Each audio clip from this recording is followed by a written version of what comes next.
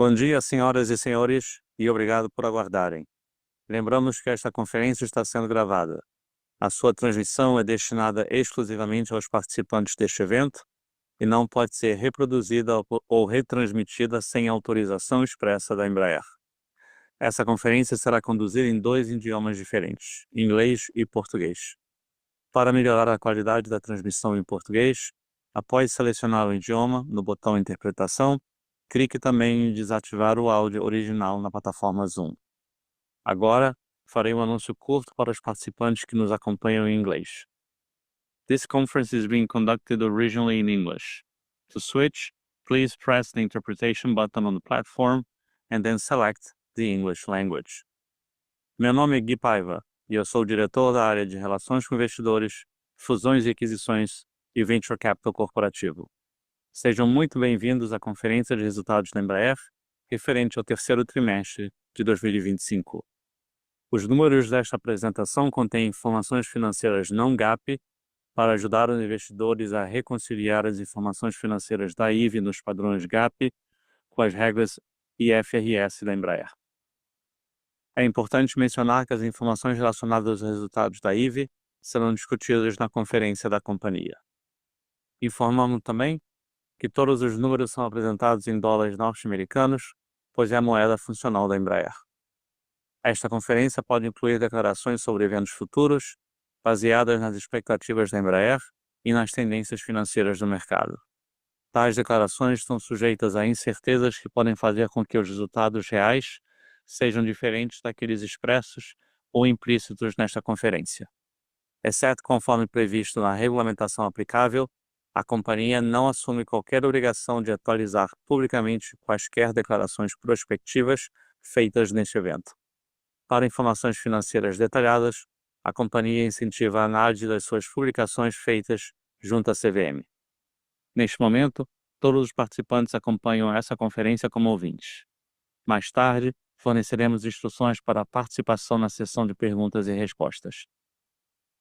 Participam hoje desta conferência Francisco Gomes Neto, presidente e CEO, Antônio Carlos Garcia, vice-presidente executivo financeiro, Valtécio Souza, gerente de comunicação corporativa, além de mim. Esta conferência tem 3 partes. Na primeira parte, nós apresentaremos os resultados do terceiro trimestre de 2025. Na segunda parte, faremos uma sessão de perguntas e respostas apenas para investidores.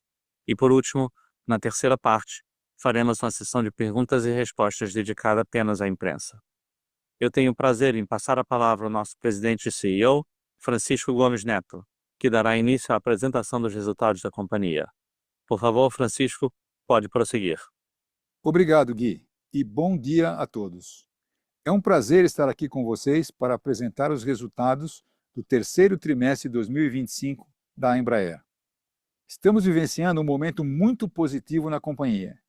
Uma forte evidência de que a nossa estratégia, com base em eficiência e inovação, está gerando resultados sólidos e contribuindo efetivamente para o nosso crescimento sustentável. Na aviação comercial, os destaques incluem novos pedidos da Avelo para 50 jatos EU952, com opções para mais 50, e da Latam para 24 EU952, com 50 opções adicionais. Essas vendas elevaram a carteira de pedidos da divisão para 15,2 bilhões de dólares, com um expressivo índice book-to-bill de 2,7 para 1. Na aviação executiva, alcançamos um recorde histórico de receita para um terceiro trimestre, totalizando aproximadamente 580 milhões de dólares. Também celebramos um marco importante, a entrega do nosso jato executivo número 2000, consolidando um recorde de entregas acumuladas no ano. A carteira de pedidos da aviação executiva agora soma 7,3 bilhões de dólares, sustentada por um robusto índice book-to-bill de 2,4 para 1, refletindo a forte demanda contínua por nossas aeronaves. Em defesa e segurança, seguimos ampliando nossa presença global. Portugal confirmou a aquisição de sua 6ª aeronave KC-390, incluindo 10 opções adicionais para futuras compras de outros países europeus. Também assinamos novos acordos para o A-29 Super Tucano, com o Panamá e com a Sierra Nevada nos Estados Unidos, reforçando a relevância e a versatilidade desta aeronave. A divisão encerrou o trimestre com uma carteira de pedidos de 3,9 bilhões de dólares e índice book-to-bill de 1,3 para 1. Já a serviço de suporte manteve sua trajetória de crescimento acelerado, com expansão de capacidade. Firmamos um novo contrato de manutenção com a Commute Air e lançamos soluções de conectividade Starlink para operadores dos jatos Praetor e Legacy. Como resultado, a unidade encerrou o trimestre com uma carteira de pedidos de 4,9 bilhões de dólares e índice book-to-bill de 1,8 para 1. Na Embraer, a melhoria contínua é mais do que um processo. Faz parte de nossa cultura. Concluímos com sucesso mais de 800 projetos Kaizen nos últimos 12 meses. Ao combinar nossa cultura Lean com ferramentas de inteligência artificial, estamos avançando ainda mais rapidamente nos ganhos de produtividade. Nossas iniciativas de nivelamento da produção e a implementação do conceito de estação perfeita resultaram num aumento de 16% nas entregas de aeronaves neste ano. A partir de 2026, esperamos uma estabilidade ainda maior na produção de todas as linhas de produtos. A adoção da metodologia zero defeito contribuiu para reduzir nosso custo da não qualidade em 12%. Outra iniciativa que vem gerando resultados significativos é a redução do tempo de produção das aeronaves. Temos conseguido resultados importantes, como a redução de 40% no tempo de produção dos Praetors, 33% no KC-390 e 27% nos E-Jets, em comparação com os níveis de 2021. Mais produção, com redução do capital de giro. Avançamos com novas instalações e ampliações em locais chaves nos Estados Unidos e no Brasil, incluindo novos hangares, cabines de pintura e áreas de montagem final. Esses investimentos buscam ampliar nossa capacidade produtiva e acelerar o ritmo de entregas, suportando nossa estratégia de crescimento. Ao mesmo tempo, estamos melhorando a gestão da nossa cadeia de suprimentos por meio do Supply Chain Management 2.0, uma iniciativa abrangente que integra tecnologias digitais, gestão de riscos e o uso de inteligência artificial para tornar nossa gestão dos estoques e nosso planejamento de materiais mais inteligentes e ágeis. Esses esforços já começaram a gerar resultados. As entregas de aeronaves aumentaram em 16% e a falta de materiais caiu na média 25% em relação ao ano passado. Agora, vamos aos resultados operacionais por segmento. Todos os números são baseados em comparações ano contra ano. Na aviação comercial, a receita cresceu 31%, impulsionada por melhor mix de produtos, maiores volumes e melhora de preços. A margem EBIT ajustada passou de menos 4,8% para mais 1,3%, refletindo a alavancagem operacional e redução de outras despesas operacionais. Na aviação executiva, a receita aumentou 4%, apoiada pela melhora de preços. A margem EBIT ajustada caiu 4,2 pontos percentuais, impactada pelo mix de produtos, tarifas de importação no ZEUA, 2,6 pontos percentuais, e aumentos de custos. Em defesa e segurança, a receita cresceu 27%, impulsionada por maior volume de KC-390 e um ajuste de contrato pontual positivo. A margem EBIT ajustada subiu de 7,2% para 12,9%, resultado da alavancagem operacional e do mix de clientes. A receita de serviços em suporte cresceu 16%, refletindo o aumento de volumes e o avanço nas operações da oficina de motores GTF da Olima. A margem EBIT ajustada caiu 5 pontos percentuais, devido a atrasos em serviços e materiais. Antes de concluir, gostaria de compartilhar uma breve atualização sobre o progresso da IVE. A campanha de ensaios em voo do primeiro protótipo em escala real está prevista para o final de 2025 e início de 2026. Com isso, passo a palavra ao Antônio para apresentar os principais destaques financeiros do trimestre. Obrigado, Francisco. Bom dia e boa tarde a todos. Falando sobre trimestre, todos os meus comentários serão baseados em comparações anuais, ao menos que indicado de outra forma. Mas antes de entrarmos nos resultados financeiros do terceiro trimestre de 2025, eu gostaria de começar reiterando nossas estimativas para o ano. Do ponto de vista operacional, nós esperamos entregar entre 77 a 85 aeronaves na aviação comercial e entre 145 a 155 na aviação executiva. Do ponto de vista financeiro, projetamos uma receita entre 7 a 7,5 bilhões de dólares. Margem EBITDA ajustada entre 7,5% a 8,3% e 200 milhões de dólares ou mais em fluxo de caixa livre ajustado. Essas estimativas podem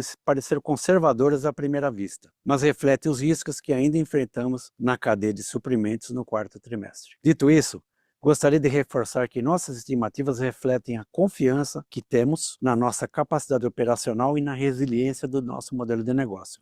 Nós seguimos confortáveis com nossas perspectivas e confiantes de que estamos no caminho certo para cumprir as nossas estimativas para o ano. Vamos agora aos resultados financeiros do trimestre.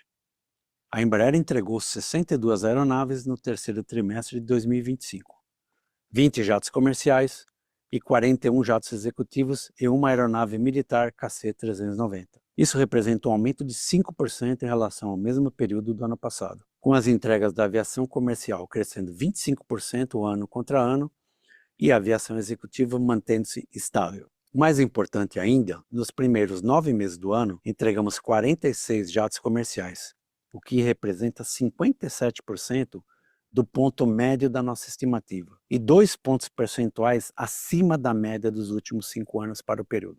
Na aviação executiva, entregamos 102 jatos executivos, o equivalente a 68% do ponto médio da nossa projeção e 11 pontos percentuais acima da média de 57% dos últimos 5 anos, que demonstra a nossa forte capacidade de execução. Slide 13, carteira de pedidos e receita. A carteira de pedidos consolidada da Embraer atingiu 31,3 bilhões de dólares no trimestre, um aumento expressivo de 38% e superando nosso recorde histórico anterior. Analisando por divisão, aviação executiva e serviços de suporte lideram o crescimento, com aumentos de 65% e 40% respectivamente, seguidos pela aviação comercial com alta de 37% e defesa e segurança com 8%. Gostaria de destacar o volume significativo de opções de compra atualmente mantidas por nossos clientes, que totalizam aproximadamente 20 bilhões de dólares. Embora não sejam pedidos firmes, essas opções representam um potencial relevante de crescimento para a nossa carteira de pedidos para os próximos anos, podendo levá-la à marca de 50 bilhões de dólares. Passando para os resultados, a nossa receita ficou acima de 2 bilhões, representando um crescimento de 18%. Do ponto de vista dos negócios, a distribuição está bem equilibrada. A aviação comercial e executiva contribuíram com cerca de 30% cada, seguido por serviço e suporte com 25% e a defesa e segurança com 14%. Vamos agora ao próximo slide, por favor. Nós geramos 236 milhões em EBITDA ajustado no terceiro trimestre de 2025, com margem de 11,8%. O EBITDA ajustado do trimestre foi de 172 milhões de dólares, com margem de 8,6%. Para efeito de comparação, no terceiro trimestre de 2024, o EBIT ajustado foi de 147 milhões, com margem de 8,7%, excluindo o impacto pontual do acordo com a Boeing, que elevou a margem em aproximadamente 900 pontos base. Nos primeiros 9 meses do ano, a margem EBIT ajustada ficou em 8,6%, uma melhora significativa em relação à média de 2,9% dos últimos 5 anos. No entanto, é importante mencionar que ainda esperamos um impacto relevante das tarifas de importação dos Estados Unidos, que devem pressionar nossa margem no quarto trimestre, juntamente com custos adicionais relacionados à iniciativa de retorno ao escritório. Passando para o próximo slide, a Embraer gerou 300 milhões em fluxo de caixa livre ajustado no terceiro trimestre de 2025, impulsionado principalmente pelas atividades operacionais, 224 milhões de dólares em EBITDA e pela redução de contas a receber. Olhando agora para os investimentos, excluindo a IVE, alocamos um total de 99 milhões no trimestre, representando uma leve redução ao ano anterior. Esse montante incluiu 39 milhões em CAPEX, 37 milhões em ativos intangíveis, 10 milhões no programa Pool para suporte de novos contratos e 13 milhões de dólares em pesquisa. No acumulado do ano, os investimentos de pesquisa somam 33 milhões de dólares, o equivalente a 12% dos 284 milhões e investimentos totais. Esses recursos estão focados em apoiar o crescimento sustentável e a inovação. Slide 16, lucro líquido. Eu vou apresentar agora a reconciliação entre o EBIT reportado e o lucro líquido, tanto reportado quanto ajustado. Começamos o trimestre com quase 160 milhões em EBIT. Após contabilizarmos 53 milhões em despesas financeiras líquidas, 22 milhões em créditos tributários e 12 milhões referentes à participação de minoritários, chegamos a um lucro reportado de 117 milhões de dólares. Em seguida, ajustando os itens extraordinários, como 30 milhões em impostos diferidos e 32 milhões referentes ao resultado da IVE. Chegamos a um lucro líquido ajustado de 54 milhões de dólares. Nós encerramos o trimestre com uma margem líquida ajustada de 2,7%, uma queda acentuada em relação aos 13,1% anteriores. Porém, eu gostaria de enfatizar que essa redução de 167 milhões de dólares foi causada principalmente pelo impacto positivo pontual do acordo com a Boeing, registrado no ano passado, no valor de 150 milhões de dólares, além de resultados financeiros menos favoráveis. Observando a evolução do nosso lucro por ADR, podemos ver uma melhora consistente ao longo dos últimos anos. Nosso lucro por ADR totalizou 1,7 dólares nos últimos 12 meses, um valor substancialmente superior aos 0,20 negativos registrados em 2021. Vamos para o próximo slide.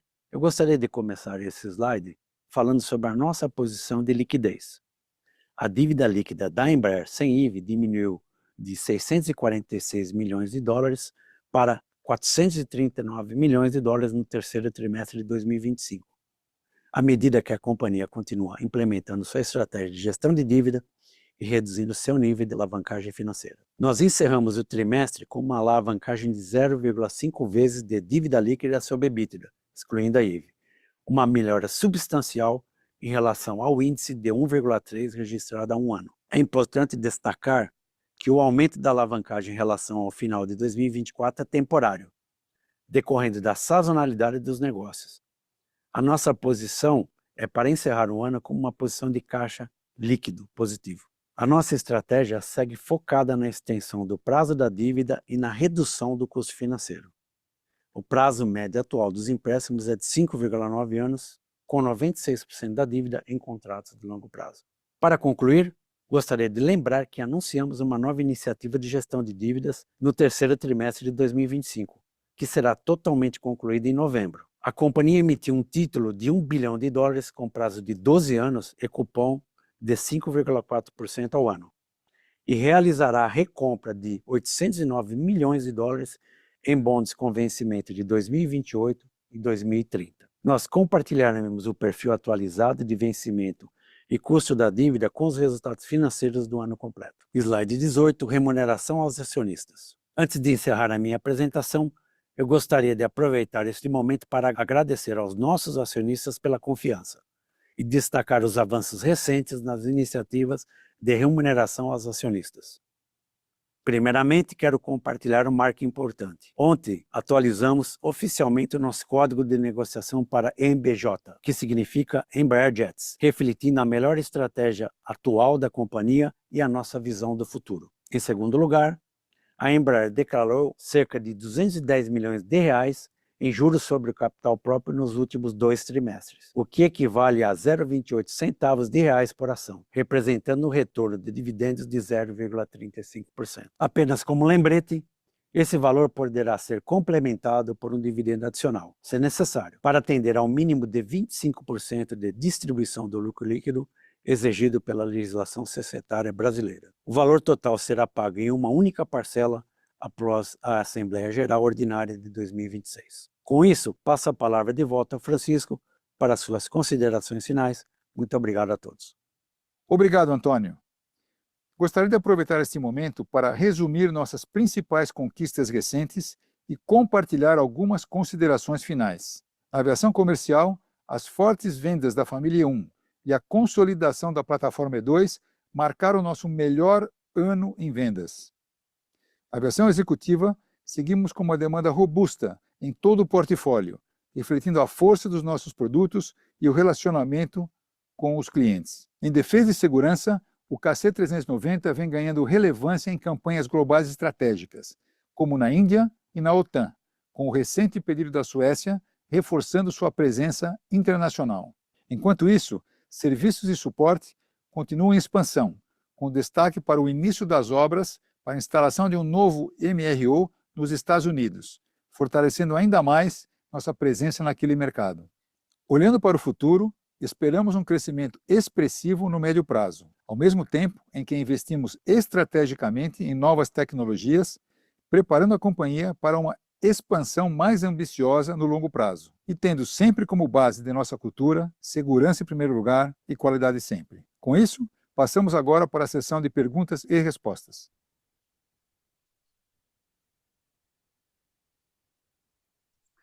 Vamos iniciar agora as sessões de perguntas e respostas. Lembramos mais uma vez que essa conferência está sendo gravada.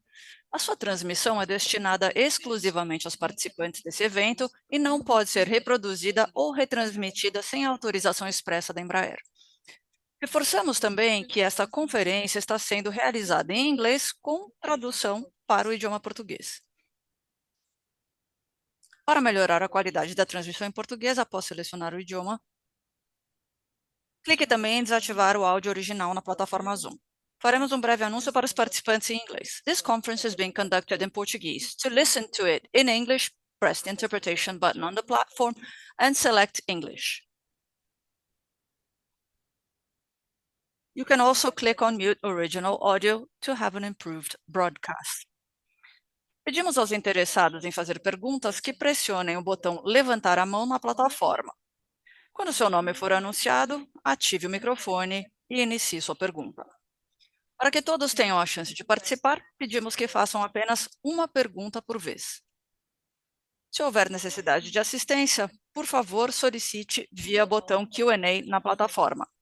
Responderemos também perguntas escritas e enviadas através do chat da plataforma. A primeira parte dessa sessão será exclusiva para a participação de analistas e investidores. A segunda parte será dedicada aos jornalistas.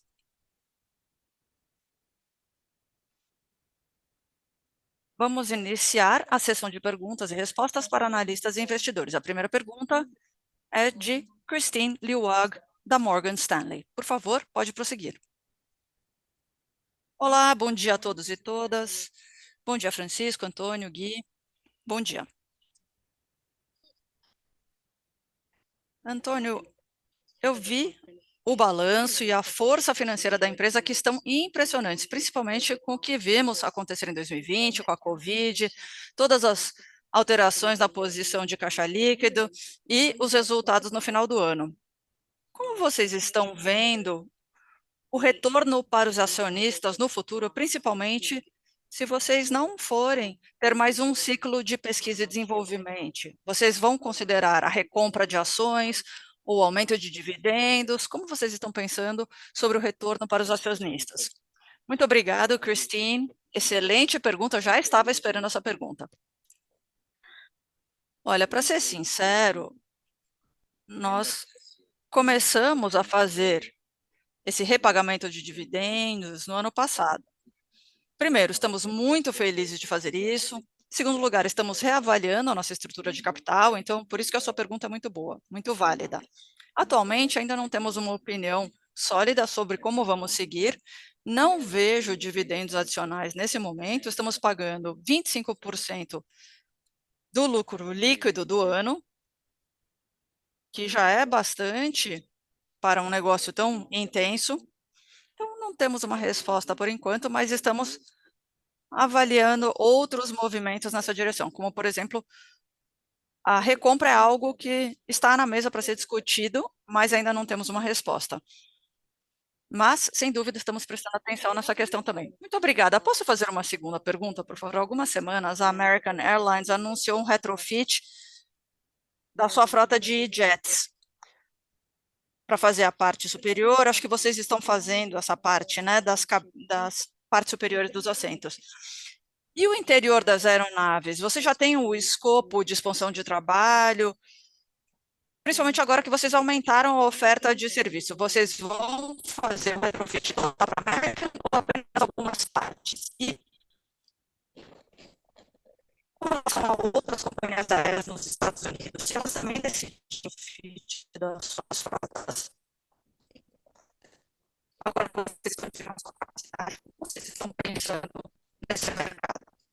obrigado aqui ao Francisco, Cristina. Obrigado pela pergunta. Bom,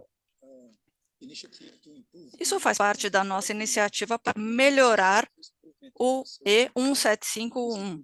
U1 inclui o interior, novos assentos da Recaro, iluminação, uma iluminação nova e mais moderna, e também uma conectividade melhor será disponibilizada para essas aeronaves. Então, sim, nós temos um programa com a American Airlines, mas esse kit, por assim dizer, também está disponível para outros clientes. Se eles quiserem, podemos fazer esses kits no nosso MRO novo lá em Dallas.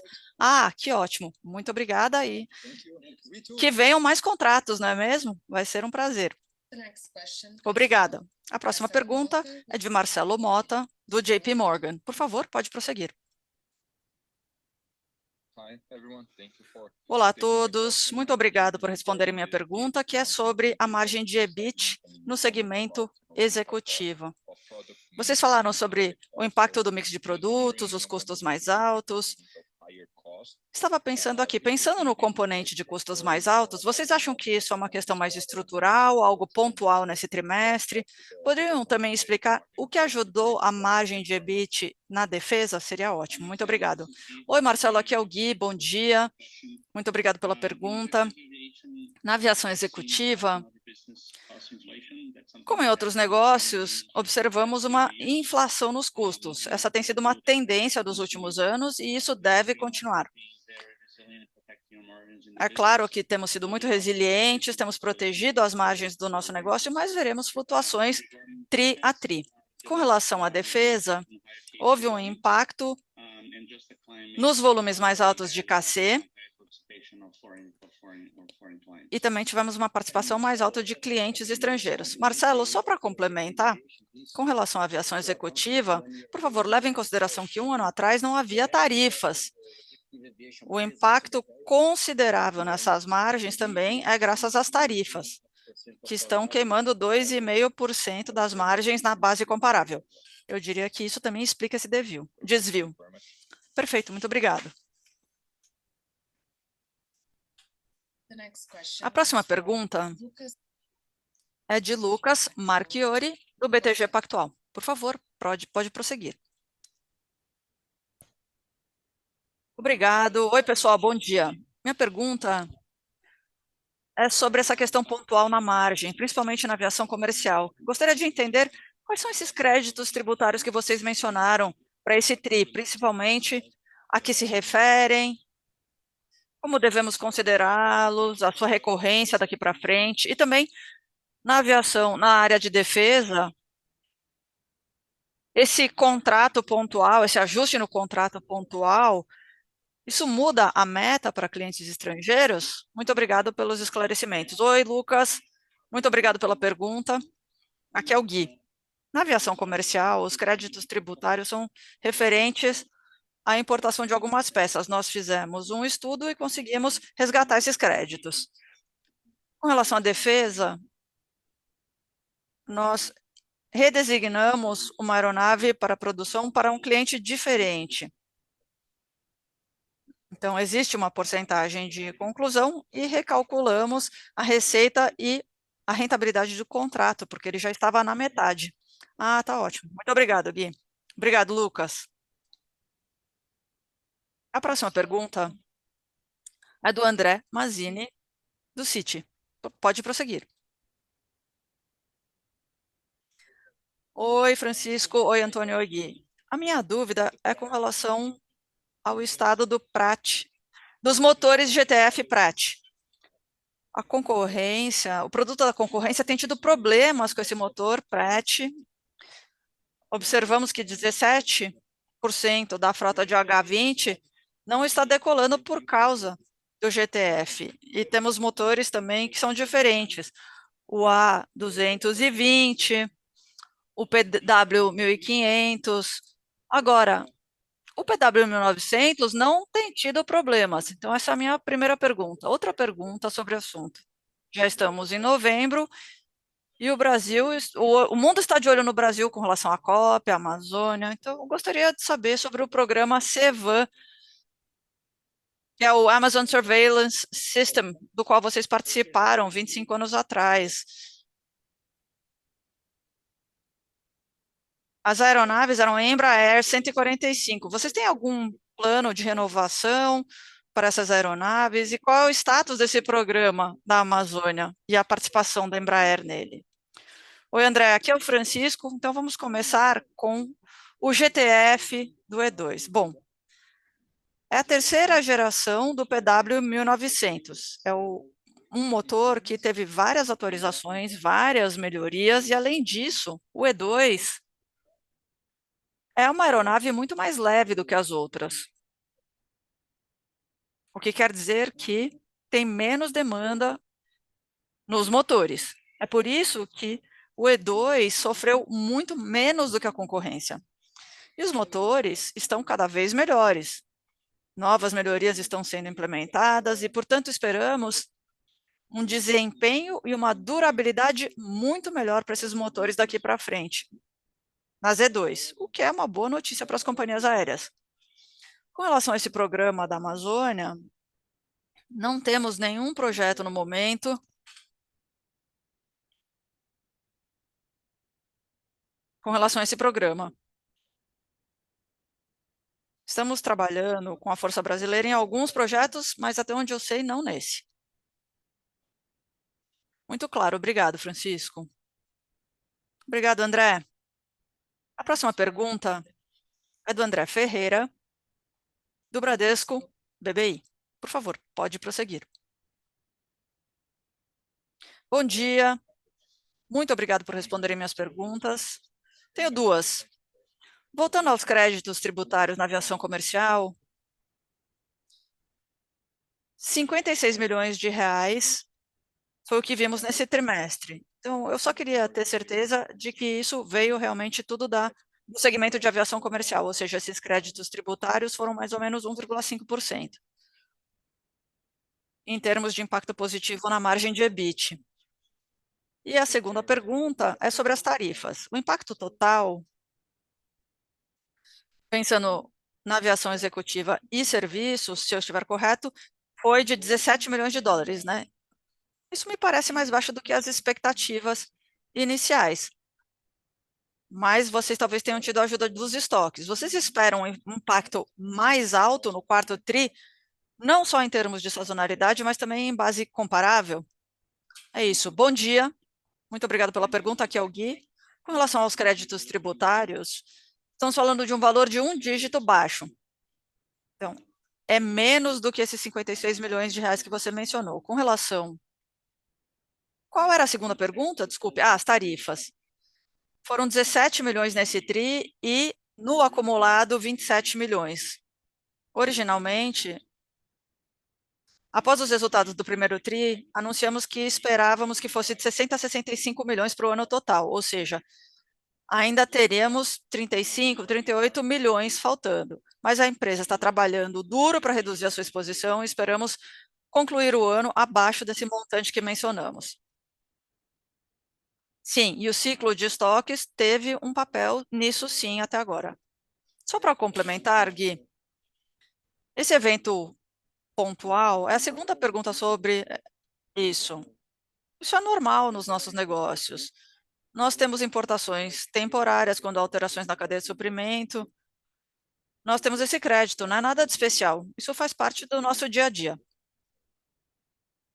Tá? Só para vocês não acharem que isso é alguma coisa extraordinária. Tá muito claro, muito obrigado. Obrigado, André. A próxima pergunta é do Gabriel Rezende, do Itaú BBA. Pode prosseguir. Olá, bom dia. Eu gostaria de falar sobre o guidance da empresa, principalmente com relação à rentabilidade. O quão relevante pode ser o risco da cadeia de suprimento no quarto TRI e pensando também no impacto das tarifas dos Estados Unidos? Vocês acham que isso pode fazer com que a empresa não revise o guidance, principalmente pensando no que vocês já entregaram até hoje, uma margem de EBIT bastante alta, que já está acima do que vocês esperavam para o ano todo? Então, eu gostaria de entender quais desses efeitos poderá ser mais relevante? Atrasos em potencial na cadeia de suprimento ou o impacto das tarifas dos Estados Unidos no quarto tri? Obrigado.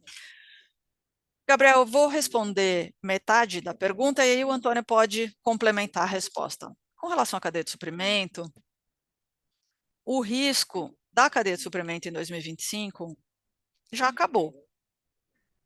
Nós já temos todas as peças que precisamos para montar as aeronaves e agora só depende de nós montarmos as aeronaves, mas nós temos uma concentração de aeronaves a serem entregues nos próximos 2 meses e é por isso que decidimos manter o guidance conforme ele foi anunciado. Como eu disse, não há riscos referentes à cadeia de suprimento e estamos dando o nosso melhor para termos um 2026 melhor em termos de estabilidade de produção e nivelamento de produção.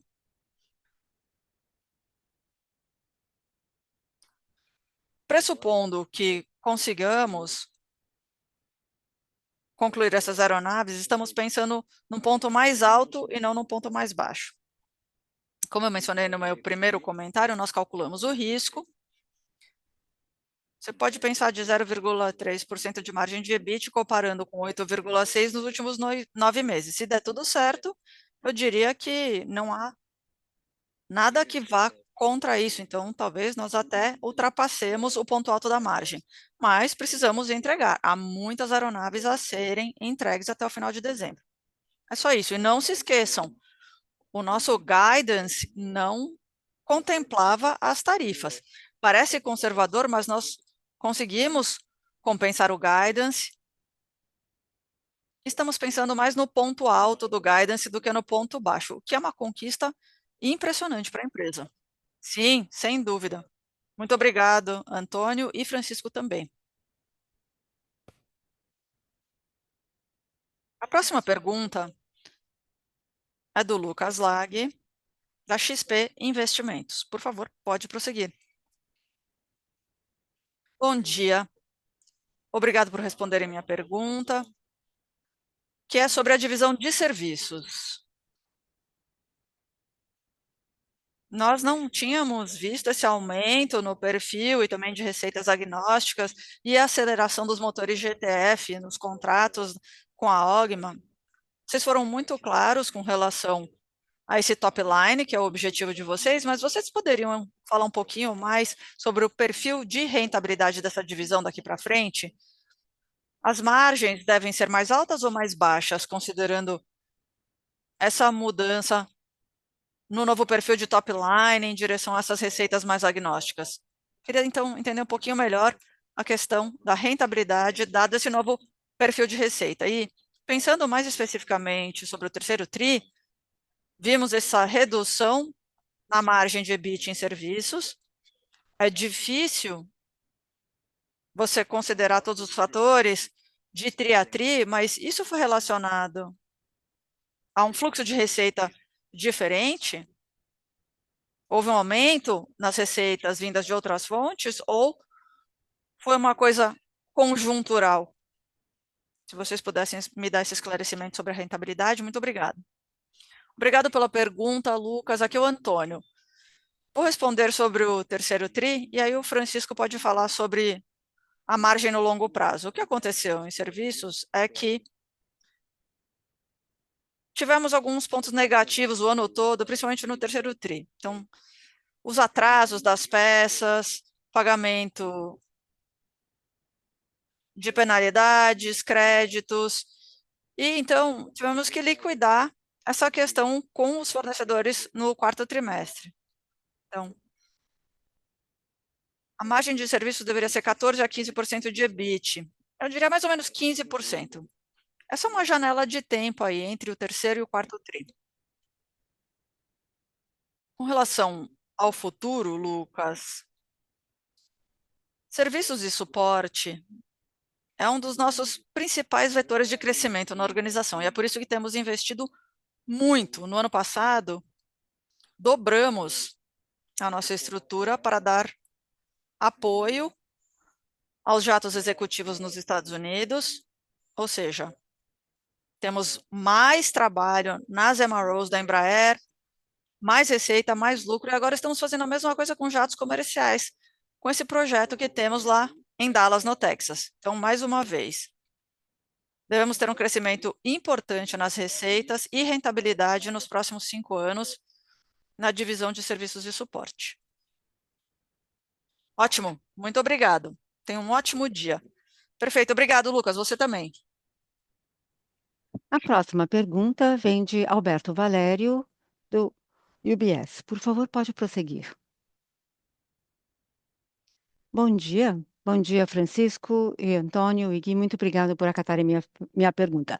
Eu gostaria de focar no bottom line, apenas para ver alguns itens recorrentes e não recorrentes. As despesas financeiras estão um pouquinho acima do esperado. Talvez tenha a ver com a oferta do IVE, que apareceu no fluxo de caixa de 12,6 bilhões, e depois o a participação de controle. Queríamos só saber se essa recorrência desses 200,6 milhões tem a ver com esse controle. Bom dia, Alberto, aqui é o Antônio. Com relação ao resultado financeiro líquido, você tem as obrigações de mercado a mercado e alguns incentivos, e isso aparece nos resultados financeiros líquidos, porque os juros que estamos pagando, os juros chegam a 16 milhões, e isso afeta bastante. E nenhuma participação majoritária de controle é porque a IVE estava o mark to market da IVE no terceiro trimestre foi positivo, e por isso tivemos um impacto positivo para os outros acionistas, mas na verdade é uma vantagem temporária, porque provavelmente a IVE será mais valorizada no quarto trimestre quando comparado ao terceiro, então esse crédito será revertido. Eu espero que com isso eu tenha respondido a sua pergunta. Sim, muito obrigado. Muito obrigado. A nossa próxima pergunta vem do chat do Shen Orkin. Muito obrigada pela apresentação. Poderiam nos dar um pouco mais de cor no impacto das tarifas norte-americanas daqui para frente nos próximos trimestres? Muito obrigado. Bom dia, Shane. Obrigada pela sua pergunta. Nós temos mais ou menos 66 milhões para o guidance para o ano todo, e como eu já falei, até o momento já reconhecemos mais ou menos 27 milhões de total deste valor. Baseado no guidance original, ainda temos mais 35 milhões daqui para frente, mas eu devo dizer que a empresa está trabalhando arduamente para reduzir o tamanho desse impacto através de diferentes iniciativas. Esperamos, portanto, que esse número seja mais baixo. Quando publicarmos os números finais, vamos então saber qual foi o total final. Muito obrigado. Muito obrigado. E isso conclui a sessão de perguntas e respostas para analistas e investidores. Iniciaremos agora a sessão de perguntas e respostas dedicada aos jornalistas.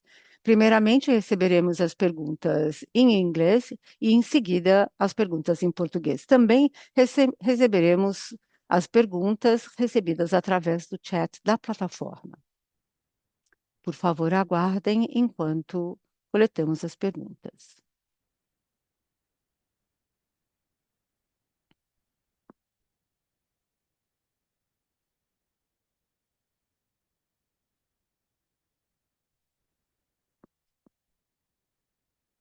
Por favor, aguardem enquanto coletamos as perguntas. A primeira pergunta vem de Nelson Durin. Perdão, só um momento, porque essa pergunta veio em português.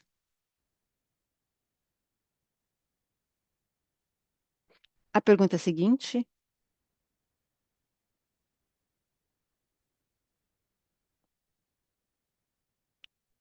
A primeira pergunta é em português, peço perdão. Não haverá resposta em inglês, então nós responderemos as perguntas em português no momento. A primeira pergunta vem do Nelson Durin.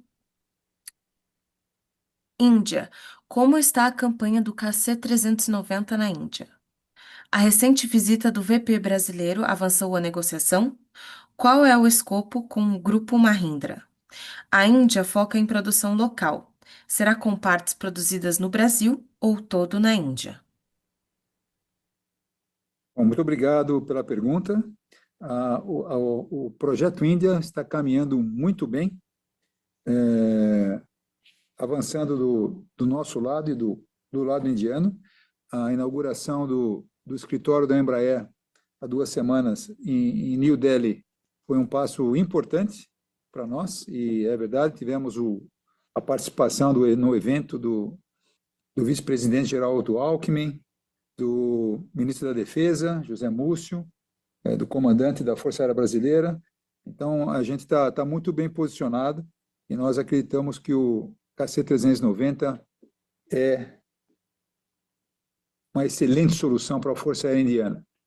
A nossa parceria com a Mahindra inclui a parte de marketing, apoio também à parte marketing, vendas e a parte industrial, né? Uma vez que esse contrato do MT, do Middle Aircraft Transportation, né, Middle Transport Aircraft, MTA, ele exige um nível de localização de pelo menos 50%. A produção das peças vão continuar sendo muitas peças produzidas no Brasil e peças de nossos fornecedores. Provavelmente, uma boa parte deve ser ou produzida na Índia ou enviados diretamente na Índia, onde será feito a montagem final de boa parte dos aviões. A estratégia final de localização ainda não está pronta, nós estamos trabalhando nisso, mas vai ser uma colaboração entre o Brasil e a Índia, ou seja, aspectos positivos para ambos os países com este novo negócio. E um negócio que, para o KC-190, é um negócio enorme, né? Uma quantidade de aviões parecida com a quantidade total que nós vendemos até agora. Obrigada. A segunda pergunta. Um segundo, por favor. A próxima pergunta vem de Xandu Alves, com o jornal O Vale. Prezado Francisco Gomes Neto, como está a negociação com o governo americano para a retirada da taxa de 10% nos aviões? Essa taxa prejudica a Embraer? Muito obrigado pela pergunta. Bom, a negociação ela ocorre entre os dois governos, né? A Embraer não participa dessa negociação diretamente com os dois governos, mas eu diria que está caminhando muito bem. Vocês estão acompanhando aí o encontro do presidente Lula lá em Kuala Lumpur, que aconteceu na semana passada, foi um passo muito importante, e agora os dois países continuam com esse processo de negociação, e nós estamos muito positivos com esse processo, uma vez ocorrendo um acordo bilateral entre os dois países, as chances de avião e suas partes voltar para a alíquota zero é muito boa, como a gente tem visto acontecer nos demais acordos bilaterais que ocorreram com o Reino Unido, com a Europa, com o Japão e com a Indonésia, onde, em todos esses casos, né, o avião e suas partes voltaram para a alíquota zero.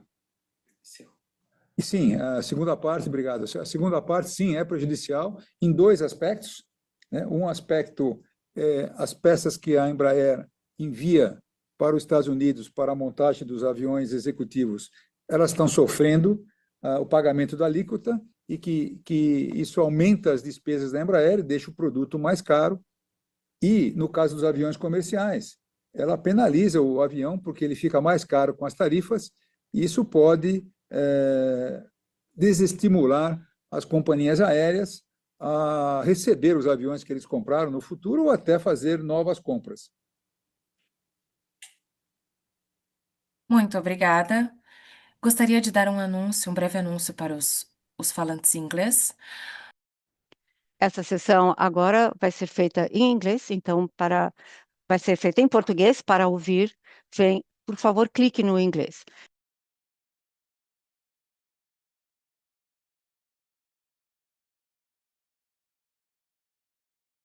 Oi, Francisco, bom dia. Oi, Francisco, O senhor me ouve? bom dia. O senhor me ouve? Perfeitamente, O Gessé. senhor Siga em frente. disse Bom dia. no começo aí, o senhor disse da no começo apresentação aí que a da Embraer apresentação planeja uma que expansão a mais Embraer ambiciosa, planeja né? uma expansão mais Como é que ambiciosa, vai né? ser essa expansão? O senhor pode Como é que vai ser essa já nos expansão? O fornecer senhor detalhes, pode por gentileza? já nos fornecer detalhes, por gentileza? Bom, vamos lá. Eu estou entendendo que é uma expansão mais ambiciosa no Isso, futuro, é isso? exatamente. Isso, exatamente. Tá bom. Bom, muito bem. Nós temos atualmente um portfólio de produtos muito moderno e competitivo, e, isso a gente pode observar, né, no nosso backlog de pedidos, que hoje chega a 31 bilhões de dólares e com as opções encosta nos 50 bilhões de dólares. E esses produtos, nós continuamos focando na venda desses produtos, e com esse backlog a gente espera um crescimento muito importante da companhia nos próximos 5 anos.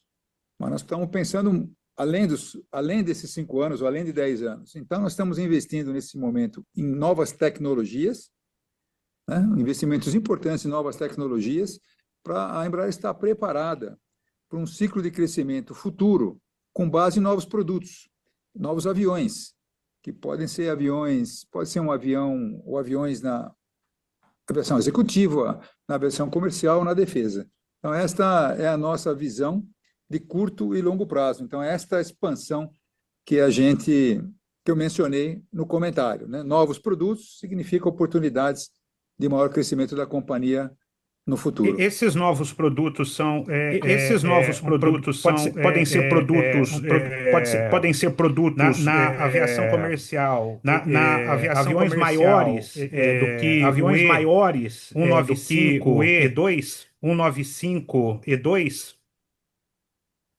Pode ser maiores ou menores, né? Nós estamos olhando também novas tecnologias, então, assim, propulsão elétrica, nós estamos investindo no eVTOL, né? Pode ser propulsão híbrida para aviões de médio tamanho, ou seja, nós não temos ainda uma definição de qual o rumo que a gente vai seguir. Por isso, nós estamos investindo em novas tecnologias, né? Para a gente estar preparado para fazer essa decisão em Para a algum gente momento no entender, futuro. Francisco, por gentileza, a respeito do KC-390, né, ou do KC-390, né, ou do C-390, pelo que eu entendi, aí a Embraer dá o negócio como certo lá com os indianos, é isso? Como certo lá com os indianos, é isso? Não, de forma alguma. Isso é uma concorrência muito difícil. Nós estamos concorrendo com um avião americano, que é um avião consolidado no mercado. Nós estamos concorrendo com um avião francês, mas nós achamos que o C-390, o KC-390, está muito bem posicionado para essa aplicação. Mas daí, até assinar um contrato, tem muita água ainda que vai passar embaixo da ponte. Muito trabalho para a gente por fazer. gentileza. Eu sei que talvez você diga para eu participar lá da conferência da IVE, mas em relação aos testes em escala real com os carros voadores, testes em escala real esses testes acontecerão aqui no Brasil? Esses testes acontecerão aqui no Brasil?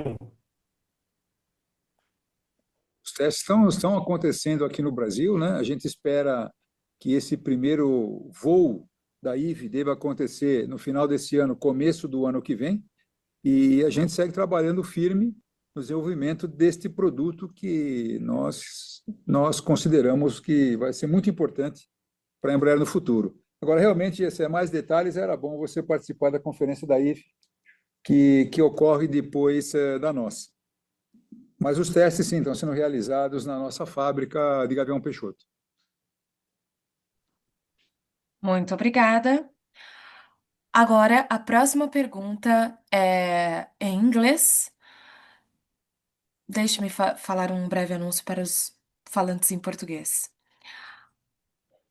Para mudar para português, por favor, aperte o botão Interpretação na plataforma e selecione Português.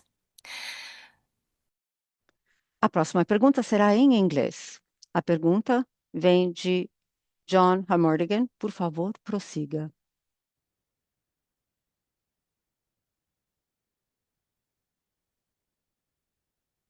A pergunta seguinte de John. Oh, olá, vocês conseguem me ouvir? Sim, John. Olá, muito obrigada por acatar a minha pergunta. Eu gostaria apenas falar sobre o que Francisco mencionou sobre o novo produto comercial. Você já falou sobre isso antes e também você já falou sobre uma outra aeronave do que a E195. Você poderia me dar uma atualização sobre quando vocês podem esperar tomar essa decisão e o que vem a seguir do lado comercial e também o que é que vem a seguir? Já, na verdade, essa é a pergunta mais rápida que eu tive nesse último ano, a pergunta que mais me fizeram.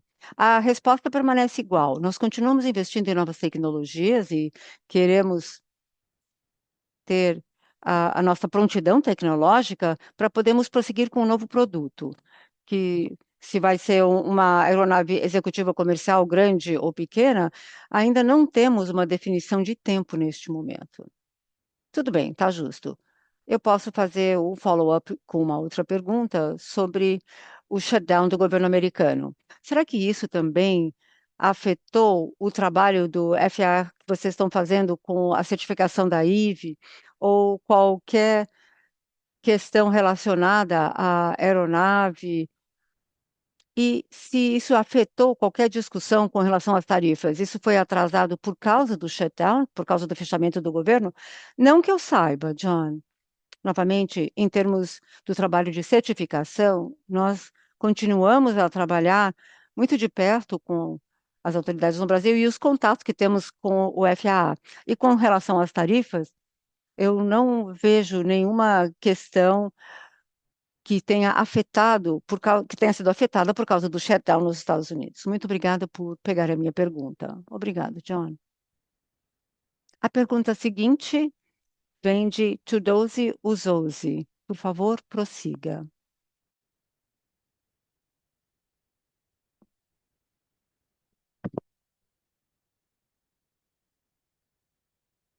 Pergunta seguinte, do Tudose Uzosi.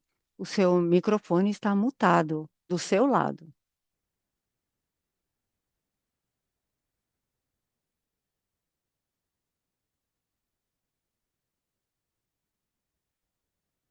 Olá, meu nome é Tudose. Eu estou ligando de Lagos, na Nigéria. A pergunta, eu, eu tenho uma pergunta sobre a África. A África é menos favorecida, mais carente. Então, a Embraer tem algum plano para aumentar o seu compromisso com a África? Olá, muito obrigada pela sua pergunta. A África é um mercado muito importante, uma região muito importante para a Embraer. Nós temos muitas aeronaves já operando no continente e, mais recentemente, nós entregamos aeronaves para a Airlink, para o E2, para a África do Sul, e temos muitos clientes operando aeronaves na África. Então, novamente, vamos continuar investindo nessa região para introduzir mais aeronaves da Embraer e também serviços da Embraer no continente. Existe qualquer plano para aumentar a capacidade de produção na África? Em termos de serviços, sim.